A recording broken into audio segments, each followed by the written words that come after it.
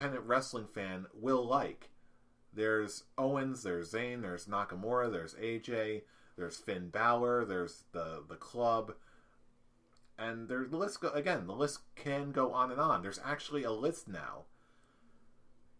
Now you've also got Ambrose and Rollins. They were big on the independent Jon scene. Moxley and Tyler Black. There you go. Well, and here's the thing. Okay, I get that Daniel Bryan has the stuff and really should be the face of the company.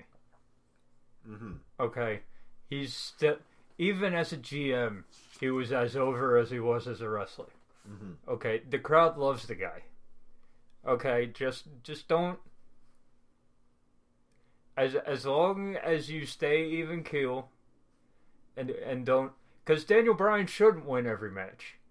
He shouldn't. Mm-hmm. That's what an underdog is. Okay, Daniel Bryan will always be the best underdog that the WWE has ever seen, that wrestling itself has ever seen. Okay, that's his niche. That's his spot. And underdogs need to lose at some point. Therefore, don't tell me. Let's not bring back the Daniel Bryan must win. Actually, sometimes Daniel Bryan must lose. Okay, and I completely agree with you. And that's really the point I was driving at just a moment ago. The desperation that once used to fuel that reaction that you used to see like 3 years ago, because of the way WWE is right now, it really shouldn't be there anymore. Yeah, it does. It's that sentiment, that desperation is effectively dead. Now, when we're going into a Daniel Bryan match, you can actually enjoy it for what it is. Now there's no desperation. Now all you can think of, there's no Daniel Bryan must beat this hurdle in order for me to see the kind of wrestling that I want. Now the sentiment is, now that Daniel Bryan's back, there's so many different dream matches that can happen. There's him versus AJ, him versus Nakamura, him versus Sami Zayn and Kevin Owens, which is more than likely to happen now. Yeah, I think I know what the match at WrestleMania is going to be. I think we all know now. It's going to be Daniel Bryan and Shane McMahon versus Kevin Owens and Sami Zayn. And you know what? I am perfectly okay with that. And that's a lot better than I thought we were getting with Shane McMahon. This is honestly perfect. Because, okay, that promo that Daniel Bryan cut automatically put him back as top face in the company. That was beautiful. Okay, that was beautiful stuff. That also gets him right back into the underdog story. Mm-hmm. He was an underdog just to make it back to the WWE to wrestle again. Mm-hmm. Okay, and that promo he cut it right to the bone. Okay, and puts him right back as that underdog, top face of the company. Okay, and then you have the two big bruising heels come out and beat the shit out of him. Okay, and I know why that happened. Okay, that's to show the people that Daniel Bryan is able to take a beating of that caliber. Okay, that was to show that he can actually do all facets of wrestling again. Because they needed to know that he could take the style bumps. He could take the kick to the face. He could take the power bomb to the apron. They needed to know that he could actually do that. And Sami Zayn and Kevin Owens are safe enough that they were able to pull it off without a hitch, and you believed that Daniel Bryan could take the punishment, which is good because we know that he's back now. Mm-hmm. So basically, everything that had to do with Daniel Bryan tonight was on SmackDown was on point, perfect execution all around, and guess what? I'm invested in WrestleMania now. See, I knew it was going to happen. And it only took a beloved fan favorite to come out of retirement for it. Yeah, and 3 years is a long enough time that my burning hatred of Daniel Bryan before he left because of his fan base has come back down to normal levels. Yeah, I'm 100% convinced that, again, you're not going to see what you saw 3 or 4 years ago. The desperation simply does not exist anymore. Daniel Bryan can take a loss without having. Again, if Daniel Bryan takes a loss, there's still plenty of hope for. Again, you've already got AJ Styles as the WWE champion. I mean, you really can't beat that. Plus, you've got Nakamura in the mix. You've got any number of other people on the main roster and in NXT who are ready to put on the kind of wrestling that you and me and the rest of the people like us want to see. I think I can honestly say that WWE seems to be hitting its stride in terms of just really providing a wrestling show for every kind of wrestling fan, including the people who love independent style wrestling. Again, now that there's no desperation in the air anymore, now we can really go back to just flat out enjoying the matches without the desperate feeling. And I think that's back to where we want to be, at least for you. Yeah. Brilliant. So with that being said, let's close this thing out with a little Raw versus SmackDown Live. Which one was the better show of the week? Just flat out. For the first time in a long time, I'm going to say SmackDown Live. Basically because I'm more invested on the SmackDown side of WrestleMania at this point, after this week, than the Raw side. I like where they're going with Roman Reigns and Brock Lesnar. Mm-hmm. I like what they did with the Ultimate Deletion match. Other than that, I could take or leave most of the Raw side of the card right now. Most of what they're doing. Okay, I could take it or leave it. And with SmackDown, okay, the fact that AJ Styles is injured is kind of hurting the build to that match a little bit, in my eyes.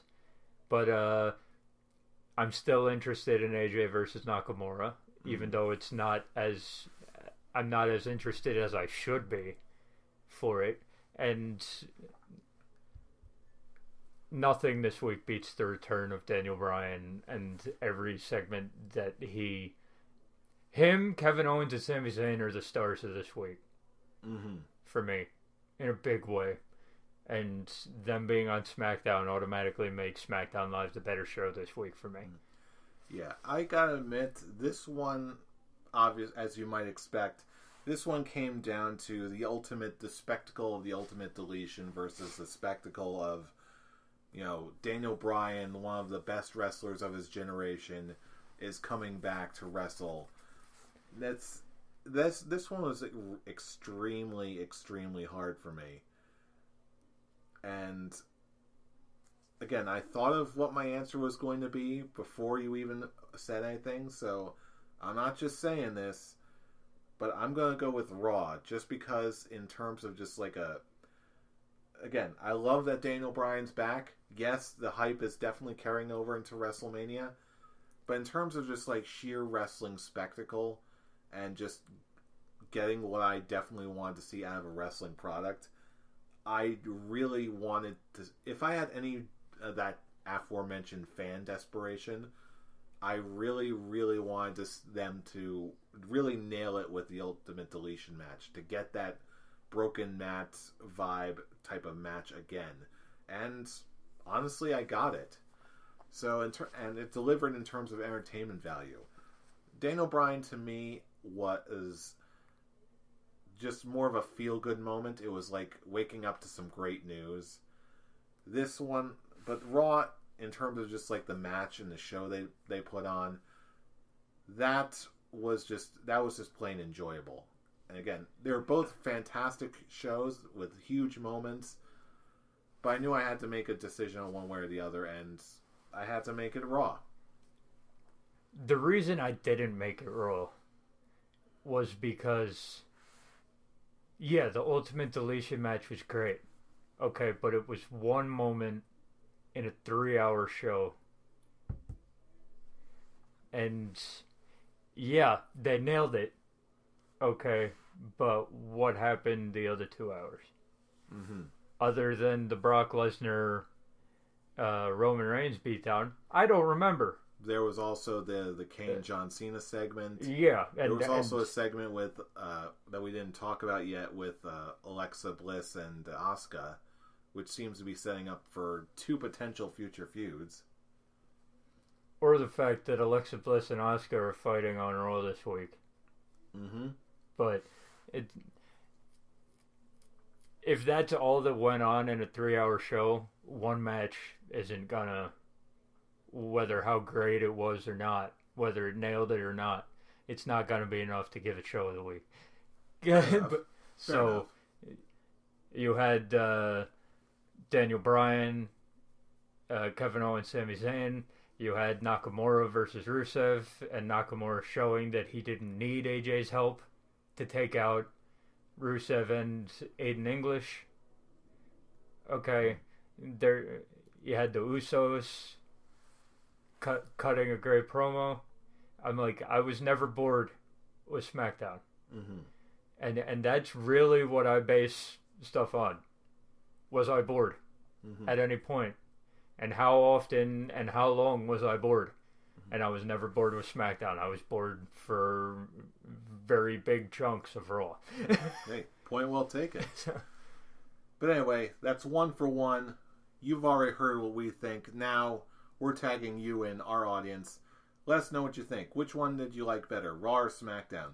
What was the biggest moments for you personally? Was it Daniel Bryan coming back? Was it the Ultimate Deletion match? Or was it something else entirely?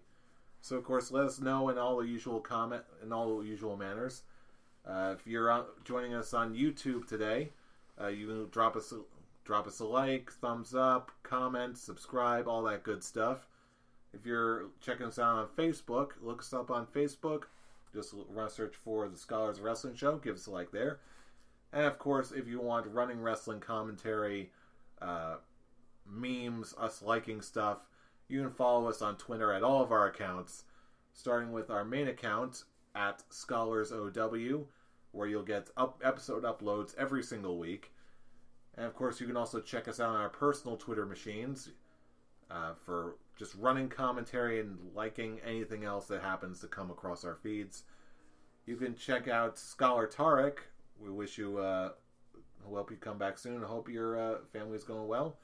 You can join him you can follow him at the Avataric.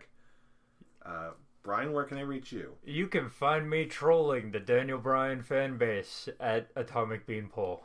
And you can also follow me at I'm Robbie Rage. Join us for all the fun, especially with the way things are going on the road to WrestleMania. You're not going to want to miss a thing. But anyway, that's This Week in Wrestling. We're looking forward to the next one. But until then, you already know who we are. We are the Scholars of Wrestling, and you have just been schooled. You're welcome. See you all next week. Ah!